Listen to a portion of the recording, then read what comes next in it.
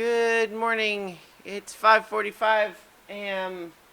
on a day, Wednesday, that one, August 5th, 2020. I'm Christiana Ellis, and I just got up. This is 5 more minutes. I'm a little frazzled because of Rocket. He is a good boy, but one of the least fun things about dog ownership is having to is the fact that just they find gross things on the ground and want to eat them. And if you, as a responsible pet owner, don't think that they should eat half of a rotten walnut shell, a dead baby bird that fell out of a nest, then guess what you have to do? You have to reach your hand right up in their mouth when they don't want you to, and pull a little whatever that gross stuff out was, and then have the rest of your walk with your hand covered with dog slobber and whatever else was there. It's not great. I mean, the thing is, it's hard to blame Rocket. I mean, his instincts are what they are. But, there was just a couple in a row this morning, because once I took the first one, I think he was frustrated and started just really concertedly trying to sniff around and find anything else that would be interesting for him to make me pull out of his mouth. He is a very good, fluffy boy. And he looked very sorry when I got frustrated and scolded. Made me feel bad.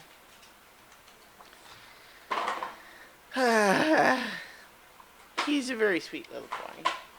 Right now he's chewing on a 2-liter bottle. I don't like getting up early. But sometimes you gotta do what you gotta do.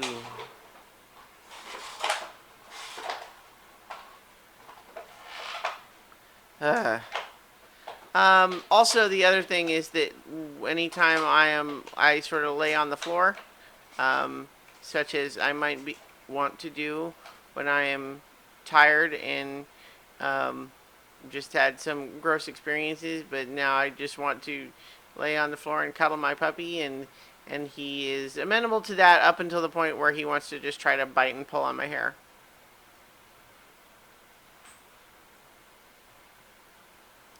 Dogs are great. I love having a dog. I love Rocket. I think he's an excellent dog. He does still sometimes do things that leave me exasperated. Yeah.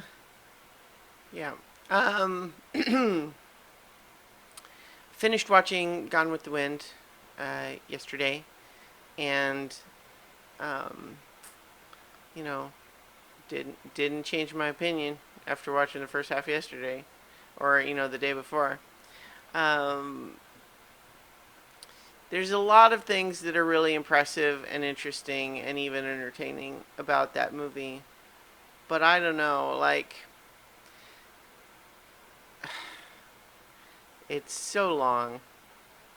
So much of the plot focuses on why Scarlett does or does not love Ashley, which still makes no sense to me.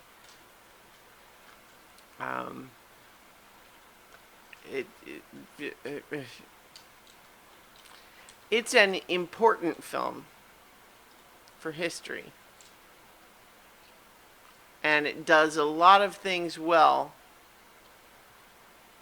but I don't like it very much.